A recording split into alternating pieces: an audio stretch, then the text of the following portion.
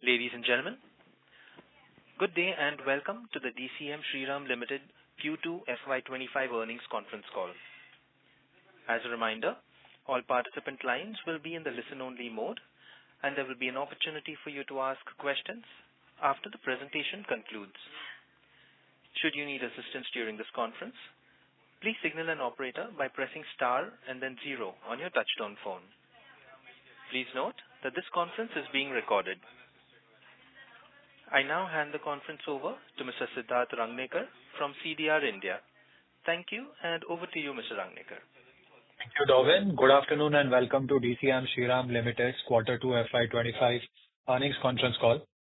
Today we have with us Mr. Ajay Shriram, Chairman and Senior Managing Director, Mr. Vikram Shriram, Vice Chairman and Managing Director, Mr. Ajit Shriram, Joint Managing Director, and Mr. Amit Agrawal, Group CFO of the company.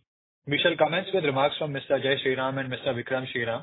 Members of the audience will get an opportunity to post their queries to the management following these comments during the interactive question and answer session. Before we begin, please note that some of the statements made on today's call could be forward-looking in nature, and a note to that effect has been included in the conference call invitation that has been circulated earlier and is also available on the stock exchange websites. I would now like to invite Mr. Ajay Shriram to give us a brief overview. Over to you, sir. Thank you, Siddharth. Good afternoon, ladies and gentlemen, and a very warm welcome to all of you, and I hope you all had a good festive season. I shall commence with views on the strategic imperatives for our businesses, following which Vikram will share the financial perspective. The global landscape is currently marked by escalating geopolitical tensions and widespread instability. Since 2019, there has been a notable surge in trade barriers, indicative of a growing trend towards protectionism. This shift, combined with efforts to mitigate risks, is promoting a significant restructuring of supply chains worldwide. India is in a sweet spot and stands poised to leverage emerging opportunities. India continues to maintain impressive growth rates while steadily improving its standing across various international rankings and indices. In today's dynamic business environment, operational agility has become a crucial strategic imperative. Our strategic approach is designed to foster growth in our core operations through integration, both upstream and downstream. We are consciously working towards having backward and forward integration as the strategy going forward.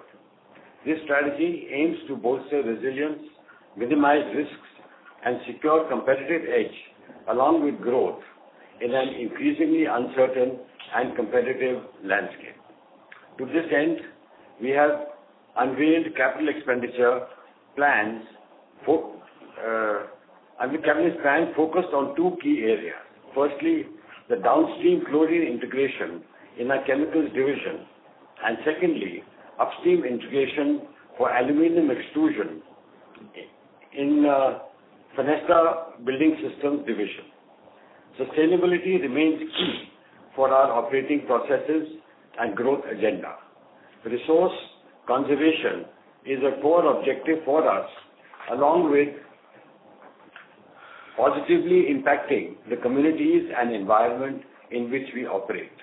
Accordingly, we are further adding renewable energy to the tune of about 74 megawatts. This strategic move demonstrates the company's commitment to reducing its carbon footprint and embracing cleaner energy sources. I will now turn the discussion on key industry dynamics across our various businesses.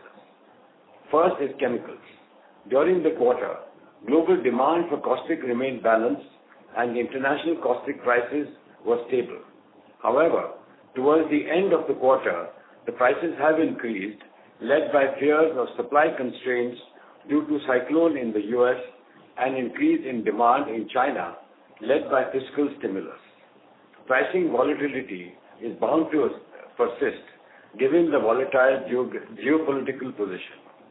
India's caustic industry capacity is now around 6.2 million metric tons and is currently operating at a rate of around 75%.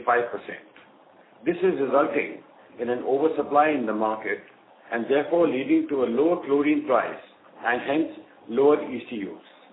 India continues to be a net exporter of caustic soda.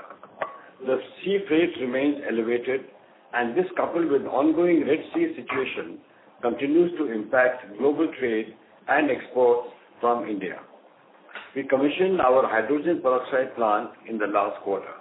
Our product is being well appreciated and accepted in the market, and we are now expecting a much speedier ramp-up. We are nearing 50% capacity utilization. We have also commissioned a flexi-feed caustic soda flaker plant that will give flexibility to optimize costs and increase exports.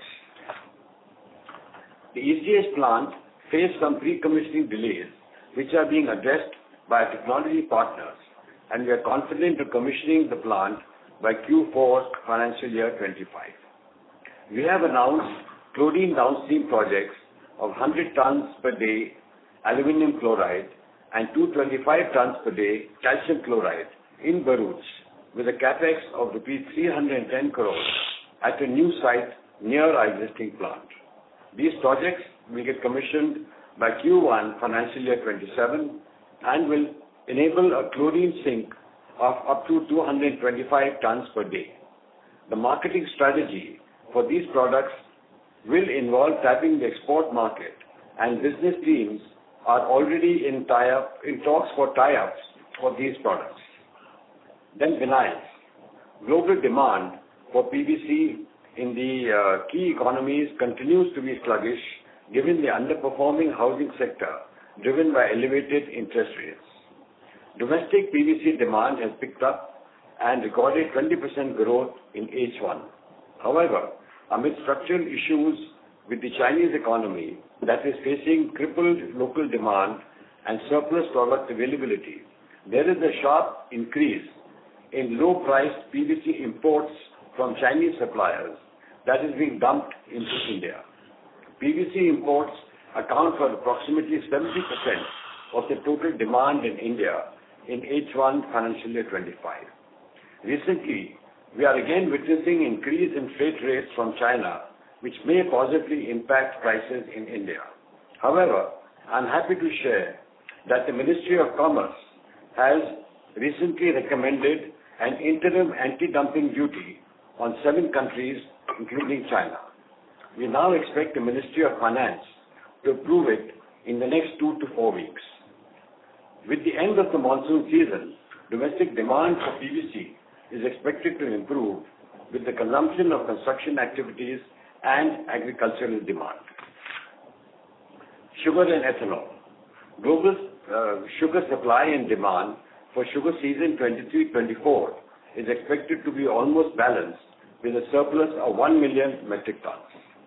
The Indian sugar season 23-24 is expected to end with a stock of 8.4 million metric tons with production estimate of 32 million metric tons.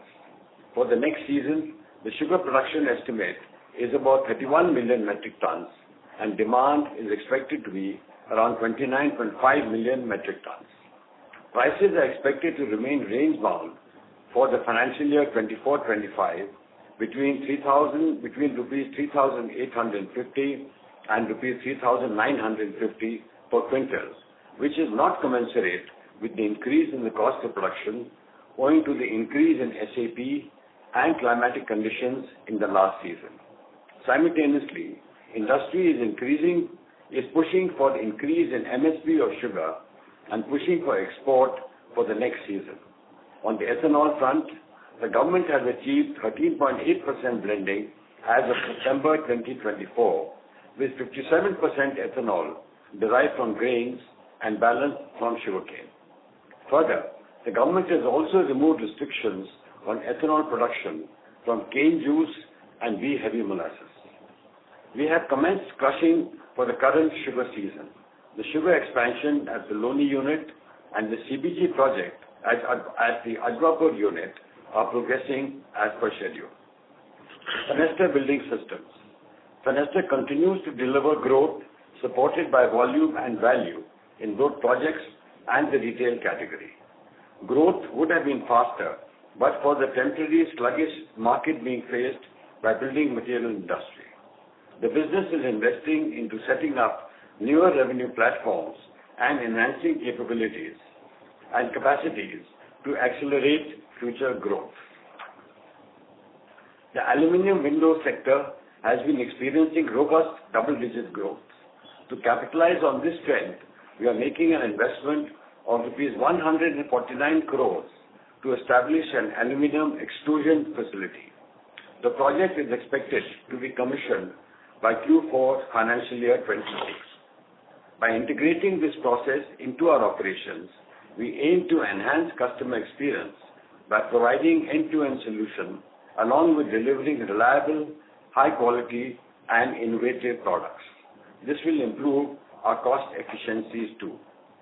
Moving on, the agri-inputs businesses portfolio comprises of Shriram Farm Solutions, fertilizers and the bioseed businesses. Shriram Farm Solutions first.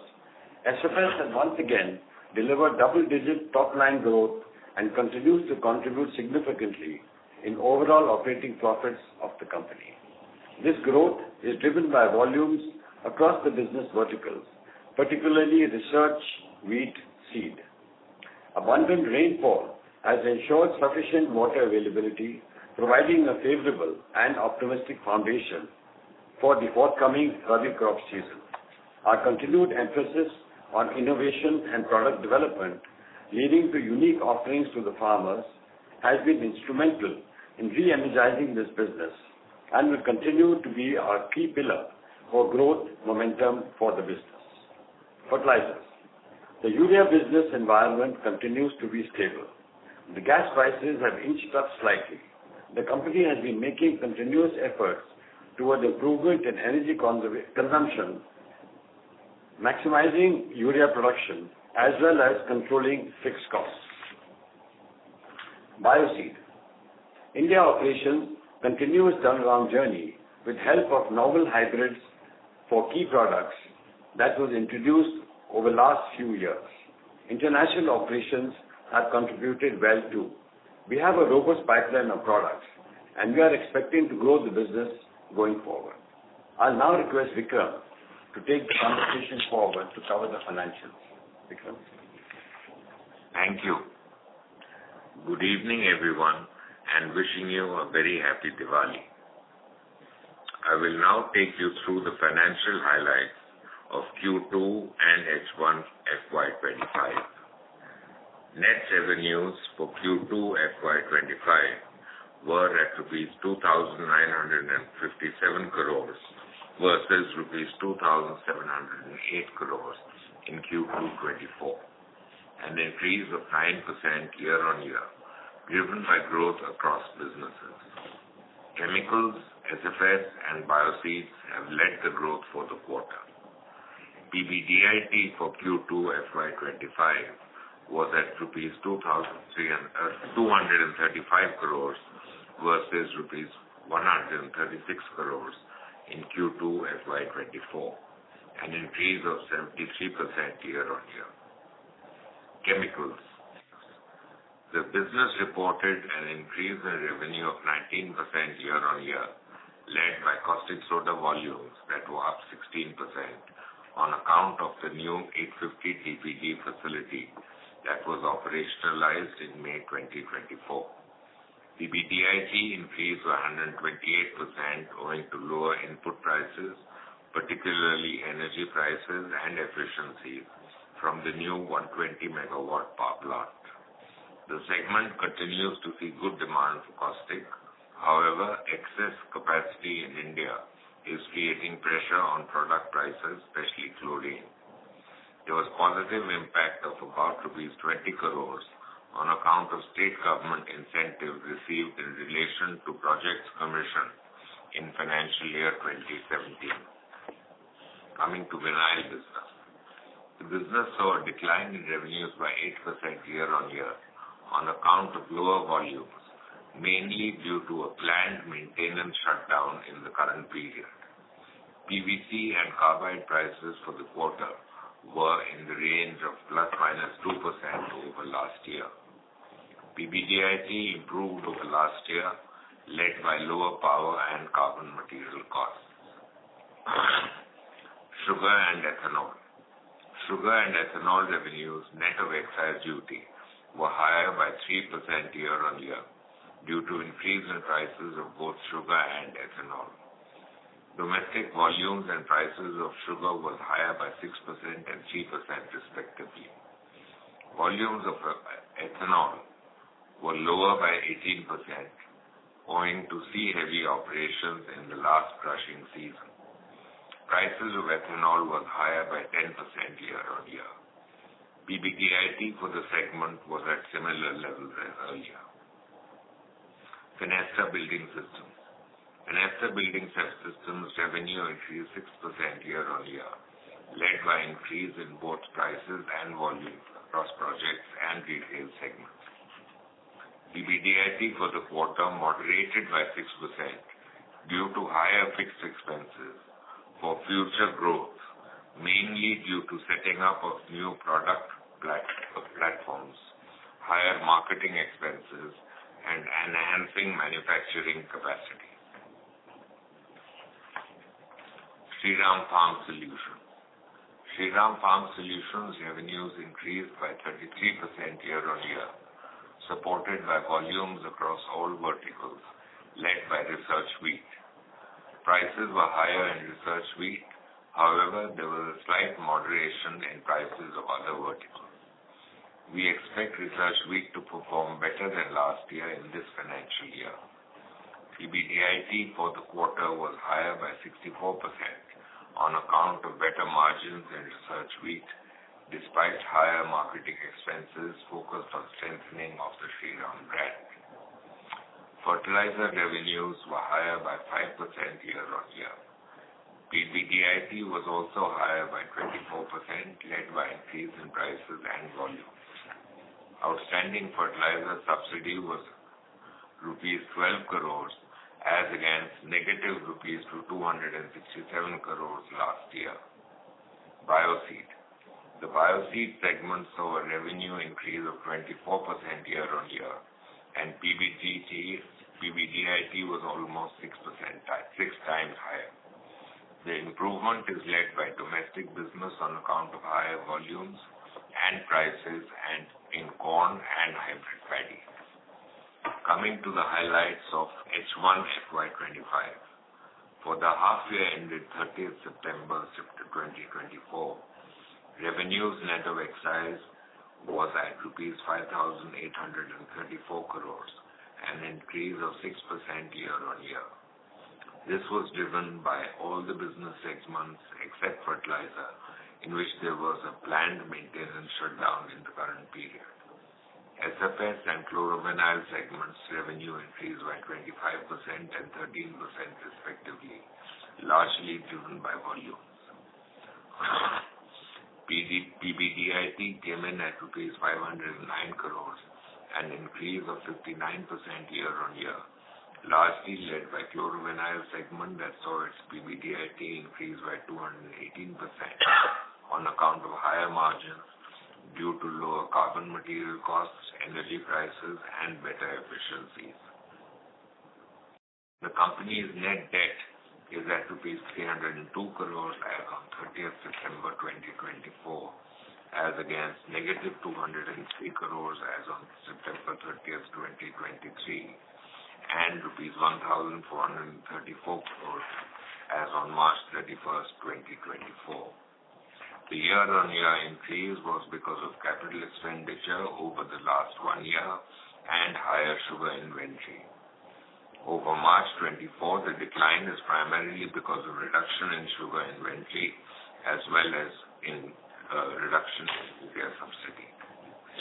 Return on capital employed for September 24 came in slightly lower at 15% as compared to 18.5% for September 23, since capex incurred on the projects will start yielding returns in the forthcoming quarters.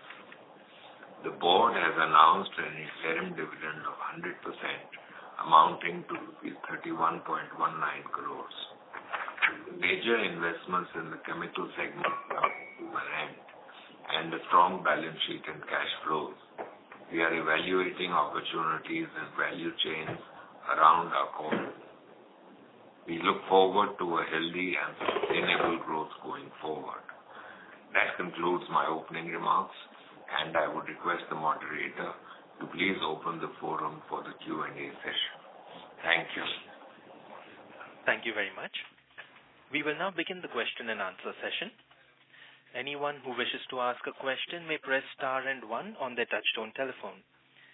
If you wish to withdraw yourself from the question queue, you may press star and 2. Participants, you are requested to please use handsets while asking a question. Ladies and gentlemen, we will now wait for a moment while the question queue assembles.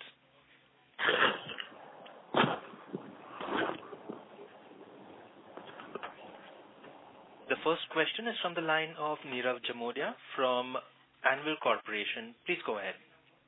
Yes, sir. Good afternoon, and thanks for the opportunity. Sir, I have 2-3 questions on the chemical side.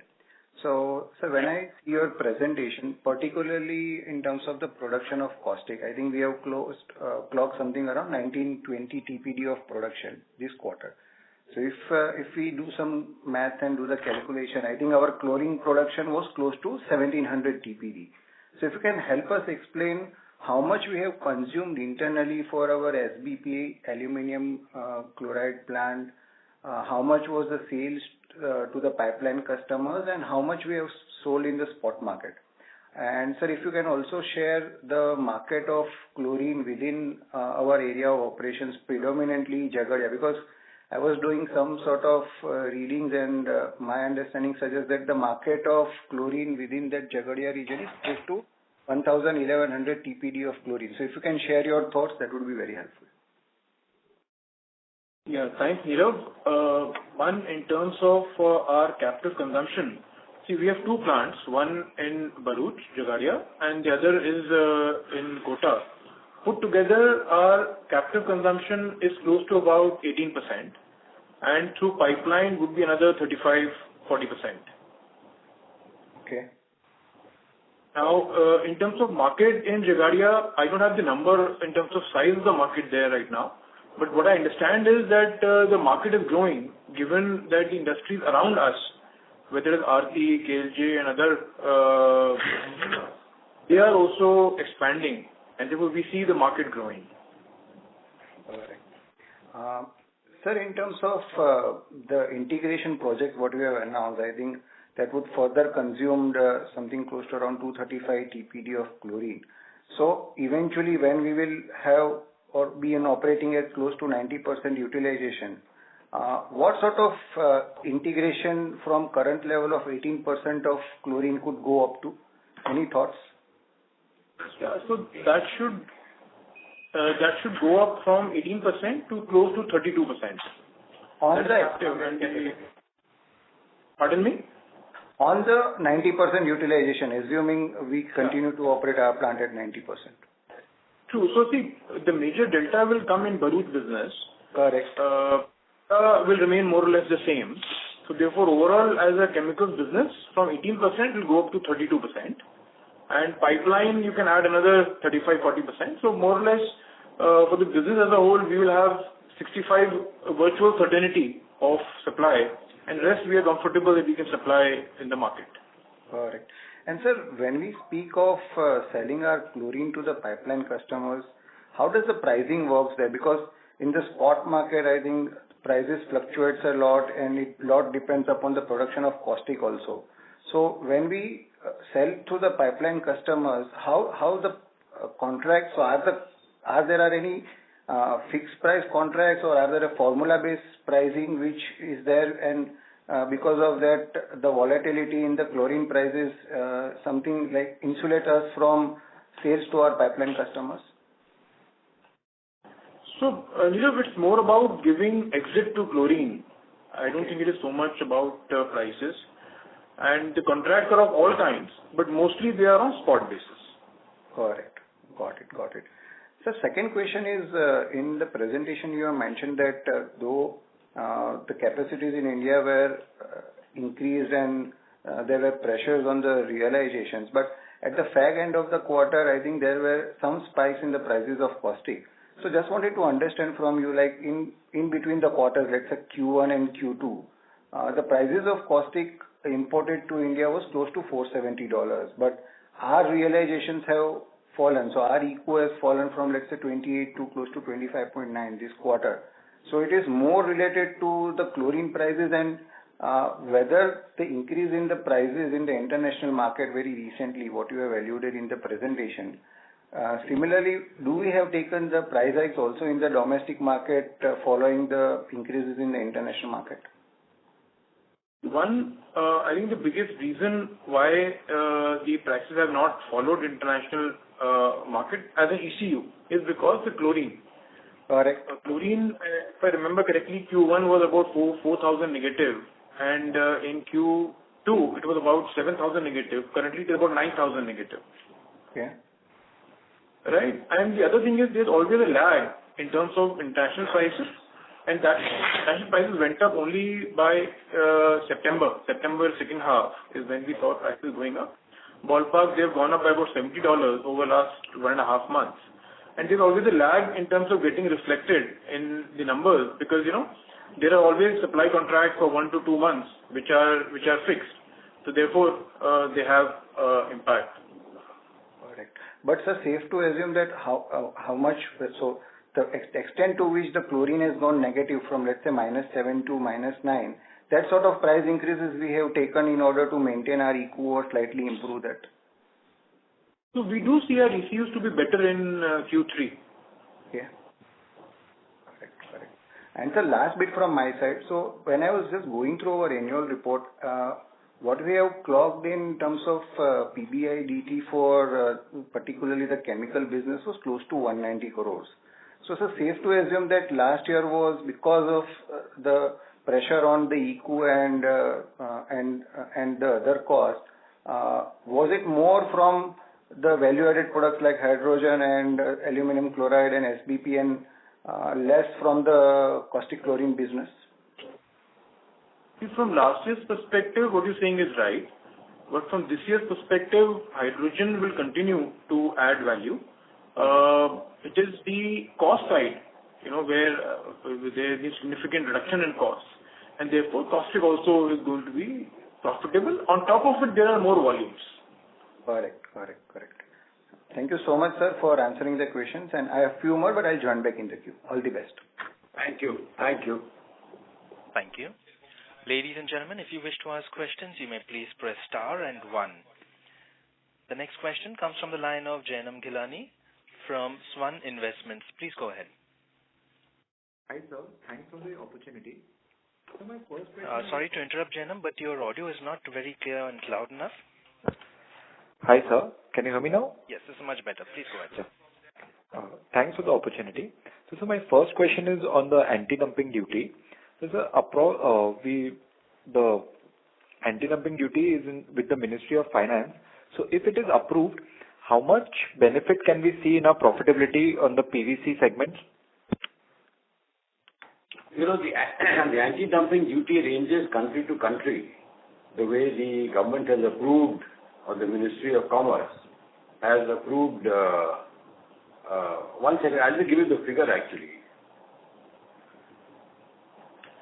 See, the anti-dumping duty ranges in US, Thailand, Taiwan, Korea, Japan, Indonesia and China from the range of about $51 in Korea to China between $82 and $125. So China would be on average, I would say, about $100. So it is ranging between this level. The highest band is in China, second is in US, 64 to 104. So I think with all these coming in, it's now with the Ministry of Finance, and this was just issued on the 30th of October. So it is very early right now, so it's gone to the Ministry of Finance and the industry is pursuing it with the Ministry of Finance. Okay, sir. And sir, since our ECH plant would be commissioning in Q4, we would need approvals from the customers. So how long would the approval process be for the same? The approval process ranges between, for domestic consumers, it will be anywhere between 2 months, 1 to 2 months. For overseas customer, it is a little longer. Because it depends on application to application, but that's the ballpark range. Okay, sir. Thank you. That's it from my side. Thank you. Thank you. The next question is from the line of Parth Vasani, an individual investor. Please go ahead. Hi, sir. Thank you for the opportunity. My question is more related to CPVC resin. I just wanted to know, is there any plan to make that special PVC which is required to make CPVC resin, which I believe most of the companies import? No, we actually have not talked about making CPVC resin in our company. Okay. And, so you are not planning to enter into the CPVC resin manufacturing? No. Okay. Thank you. Thank you so much for the opportunity, sir. Thank you. Thank you. The next question is from the line of Saket Kapoor from Kapoor Company. Please go ahead. Namaskar, sir, and thank you for the opportunity. First, a small clarification, sir. You mentioned that the chlorine negative for the quarter was 5,000 and currently it is trending at 9,000. This is what you alluded? Chlorine, the negative pricing, yes. Okay. So exit of September, the negative has increased significantly. What does have led to this, and will this lead to lower utilization levels for caustic? So, Saket, it is the other way around. One, this negative increase has happened more recently. 9,000, I was giving you the number as on date. For the quarter ending September, which is second quarter, it was close to about 6,700 to be precise, average negative. And to answer your point that it impacts caustic utilization, it is the reverse. The more chlorine, today what's happening, what is leading to lower prices is that more chlorine is being produced. As new capacities have come up, prices are better for caustic. Hence, people are increasing their capacity utilization, leading to more chlorine and therefore lower prices for chlorine. Okay. And for the optics of chlorine, sir, I think so you did allude to our steps we are taking for increasing the portfolio of value-added products. Where are we, sir, in terms of the current captive use of chlorine and the external sales, and what should be the number, say, for H2 and next financial year? So, if I look at captive consumption, including pipeline, for the business as a whole, located in Bharuch as well as Kota, I am at about 48%, including pipeline. And going forward, once these capacities come up, which is ECH, calcium chloride, and enhanced aluminum chloride, then I should be about 65 to 70%, including pipeline. We have also heard about Reliance coming up with a big PVC complex. They made this announcement sometime in their AGM in the month of August. So, how should the dynamics of industry going to change with this huge 1.5 million ton PVC complex see day of light? What's the thought process, and how are caustic players aligned to this huge PVC and also the PVC market itself? Your thought on the same, sir? So your question is on caustic or PVC? Both, sir. Both. So see, on caustic, the way we understand is that Reliance as well as Adani, both are coming up with their caustic project, largely to feed the chlorine into their PVC. Right. Now, both of these projects will be in the coastal regions. And looking at the global demand, which is about 106 million tons and growing at about 2%, we expect that the caustic wedges that they're going to manufacture will largely be for the export markets. So that is point number one on caustic. It may cause some interim disruption domestically, but intent what looks like. As far as PVC is concerned, see, the total domestic market size in PVC is about 4 million tons. And today, what we manufacture is only about 1.4 million tons. So there's a huge gap. And they, I think, if I'm not wrong, are coming up with about 225,000 kilotons as a capacity, which is only a partial capacity. So we don't see any stress coming on PVC. In any case, we are based out of north, and these two plants are coming up in western region. So we don't see any challenge as far as PVC is concerned. As for caustic as a whole, there are issues with demand globally also.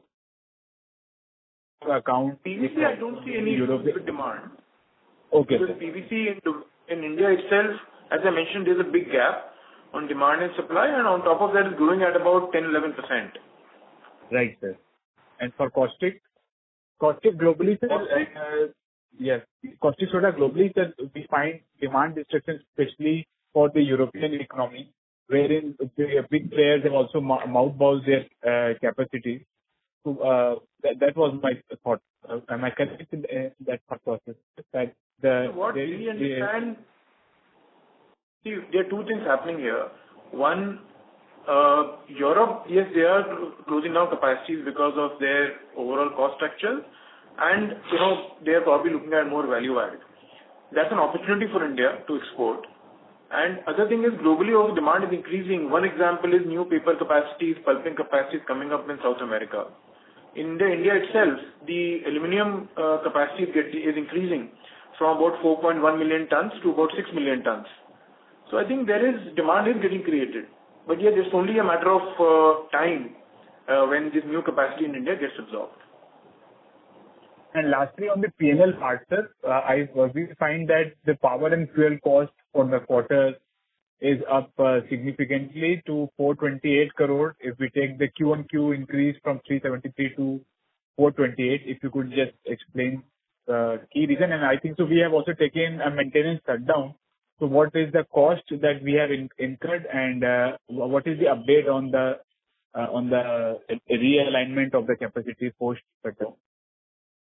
Yeah, so now we have taken a maintenance shutdown in in vinyl business. So all that is back on track. We are operating at near 100% capacity.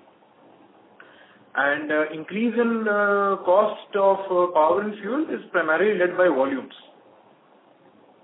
Okay. And so the benefit for our power plant, yes sir, please, you were telling?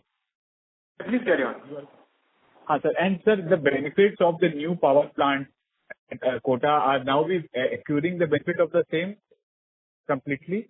The new power plant is at Bharuch, and yes, we have started accruing the benefits. Okay. And what was the annual saving we envisaged from the same? I think it's reasonable. I would say I don't have the number right away, but it is something which we are happy, and it's closer to what we had targeted as a benefit. Right.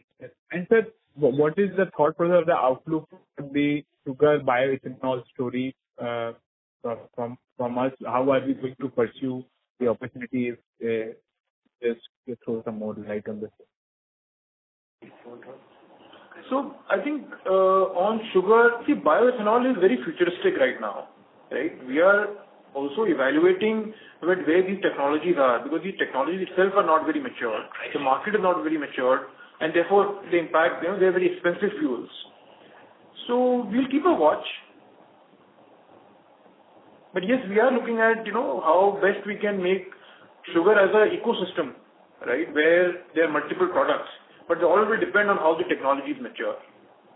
Okay. So as of now, what are our... We request you to please rejoin the queue for follow-up questions. Thank you.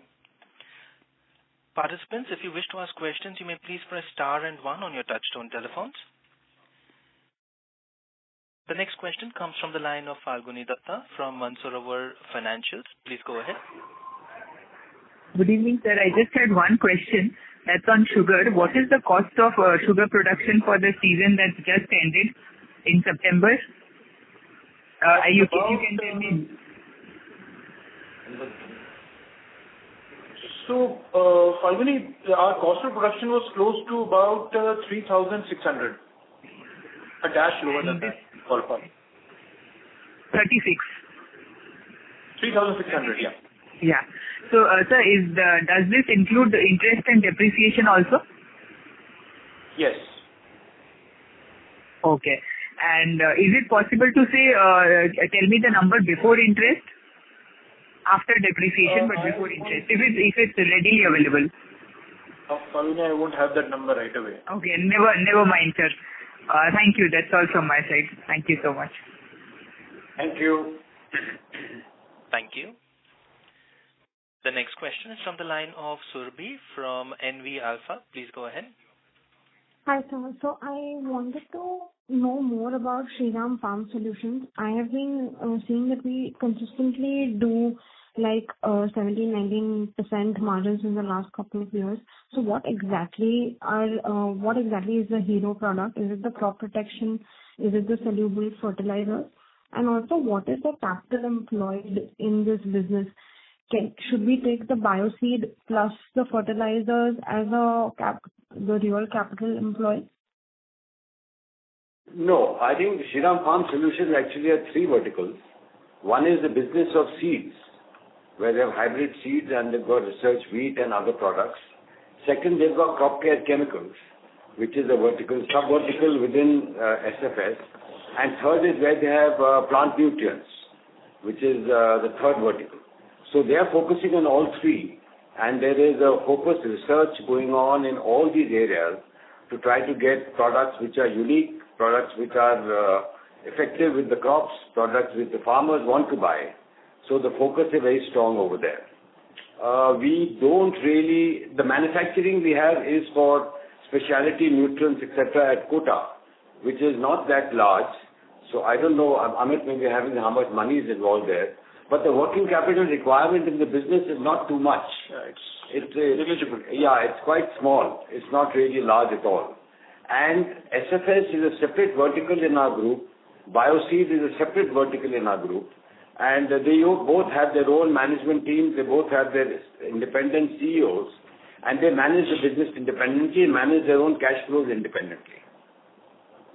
So SFS, is it fair to assume that it is an only 5% business? So sorry to interrupt, Surbhi, but your line keeps breaking up in between. Yeah. No, not really. You're not audible still. Could you please move to an area with better network?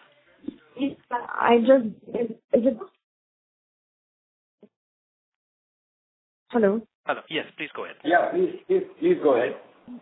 I just wanted to know, ROC, like consistently do we make in SFS, and also Q3 would be sorry, the best Surbhi, but quarter it's still not clear. We're not able to hear you clearly. Maybe a request that you reconnect with us on this conference. Is this better? This is better. Please go ahead. Yeah. What kind of ROCs do we make in the SFS business? And also, would like to know, Q3 is seasonally the best quarter for SFS, correct? Could you kindly repeat the question, because there was a little disruption. Could you kindly repeat the question? Q3 would be the best quarter for the SFS, the Shriram Farm Solutions business, correct? And also the ROCs for this business. Yeah. So yes, Q3 will be the best quarter for this business. Pre-sale also. Because of pre-sales. Yeah. Because of the research wheat, that's the most profitable business in Farm Solutions. So I think that is one reason. And on your point of the ROCE, see, given that their capital employed is negligible and their EBIT will be in excess of 200 crores, so it's like a normal number. So yeah, it's very high. Got it. And just last question, within like seeds, nutrients, like what is the top selling product within the SFS segment? So, see, research wheat. Yeah, in research wheat in the seed segment, but I think your question is also on the plant nutrition, is it? No, so like overall, so because I see that in the footnote it's written plant nutrients, water solubles and seeds. So which of that is the higher contributor amongst the three? Seeds. Got it. Okay, thank you so much. Thank you. Thank you. To ask a question, ladies and gentlemen, you may press star and 1. We have a follow-up question from the line of Nirav Jimodia from Anvil Corporation. Please go ahead. Thanks for the opportunity, sir. So one question on the urea side.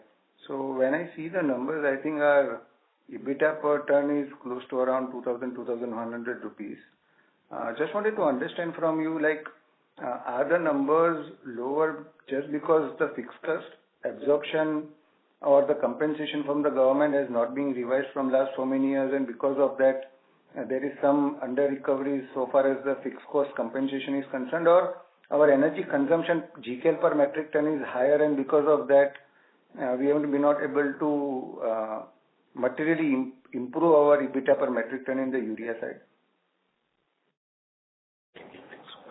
See, Nirav, I think we need to understand that our four focus businesses are chemicals, sugar, farm solutions, and Fenesta. Farm solutions and Fenesta are the consumer-facing businesses. Correct. And these are the four businesses that define the future of the organization. Now, in terms of fertilizer, I think it's performing reasonably well. Last year, if you see, the EBITDA was EBIT was about 53 crores on almost, capital employed was not very high given the subsidy situation resolved. So we feel, it has a ROCE of close to about 60-70%. Now that's very reasonable. Yes, our fixed costs are a little higher given their size, but our efficiencies are reasonably good. So I think overall, fertilizer, we manufacture urea, so it's in a pretty good shape. Correct. And so second question is, given the production on the chemical side, given the production of close to 19-20 TPD of caustic soda this quarter, if you can share the mix of power between renewables, captive, how is the mix, and let's say when we will ramp up our production, how this mix would look like?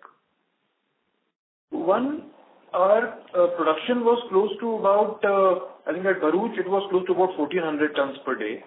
Okay. And at Kota it was close to about 500 tons per day. Right, so that's about 1900 tons per day ballpark for the quarter.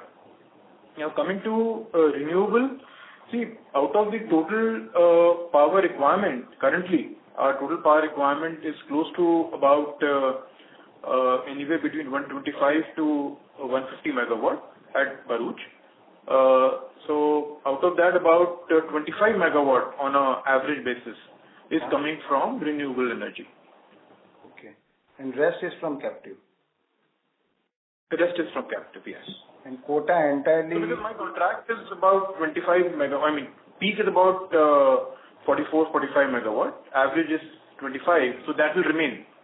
Correct. We are just adding another 6.6 megawatt, which will start coming from next quarter. So peak we'll have in Bharuch, we'll have about 50 megawatt. And Kota in another year and a half time, we will add another 68 megawatt peak. Correct. But entirely, so currently Kota is entirely on coal-based captive plant. Yes. But so the only thing is, we are also using almost 15-20% biomass there. Yeah. So to that extent, we are using green fuel. Correct. And how the things would look like when we'll keep on ramping up our volumes of caustic soda?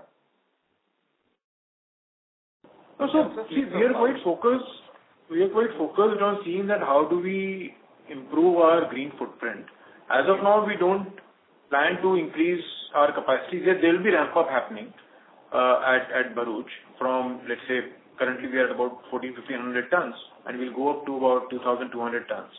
Yeah. So that will largely be met by captive sources. Okay. And there also what we are looking at is the options of increasing our biomass. So our boilers are capable of taking 30-40% biomass, especially the new boiler. So to that extent, we would like to reduce the carbon footprint. Correct. So last two clarifications. So one on the flaker plant of 600 TPD, has it started operating? So out of the total planned expansion of 600 tons per day, 300 tons per day has started operating. Correct. So that would help our exports, possibly, in order to improve our utilizations, right? Yeah, so that's what the chairman mentioned in his opening. Yeah, correct. And the last clarification is on the PVC plant at Kota. So there possibly we may be converting chlorine to HCl for our PVC, or chlorine directly goes to the PVC plant? No, we convert Chlorine into HCl, and then HCl goes into PVC. Perfect. Perfect. Thank you so much, sir. Thank you so much. Thank you. Thank you. The next question is from the line of Vignesh Iyer from Sequent Investments. Please go ahead.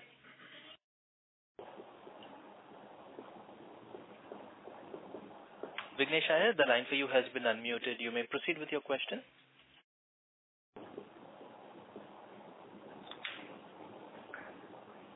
Hello, am I audible? Yes, we can hear you. Yeah. Hi. Hello. Yeah, thank you for the opportunity. Hi. So just one clarity that I needed. Again, on the power side of it, so if I understand it right, you are spending 76 crores to increase your peak capacity from 44 megawatt to 68 megawatt. That is the addition of 24 megawatt, right? No. Let me just clarify here. We are investing close to about 73-74 crores. That is, we are doing a new tie-up for our Kota facility, where we are tying up 68 megawatt. Okay. This is about over and above the 44 megawatt already that you have in. Exactly. That is over and above. See, 44 megawatt is at our Bharuch facility, which is Gujarat. Right. This is a tie-up. Okay. And what would be like, if I understand the average, you've done around 25 megawatt in your Bharuch facility. What would be like the average that utilization possible out of the 68 megawatt? So just to add here, one in Bharuch, we are currently at 25. We will go up by about 2 to 3 megawatt, because we have tied up another 6.6 megawatt in Bharuch. So that is one. So there we are spending close to about 3 crores as our equity participation. And now out of this 68 megawatt, I think it is about 32-33 megawatt average. Got it. Yeah, that's the clarity I needed. Thank you, sir. Thank you. Thank you. Thank you. Ladies and gentlemen, that was the last question. I would now like to hand the conference over to the management for closing comments. Over to you, sirs. Thank you. Ladies and gentlemen, thank you very much for your participation in our earnings conference call. Our growth strategy reflects our commitment to adopting and thriving in a complex global market while strengthening our core business capabilities and the value chain. Sustainability remains the cornerstone of our business philosophy, reflecting our unwavering commitment to environmental stewardship and social responsibility. Thank you very much once again. Goodbye. Thank you. On behalf of DCM Shriram Limited, that concludes this conference. Thank you all for joining us. You may now disconnect your lines. Thank you.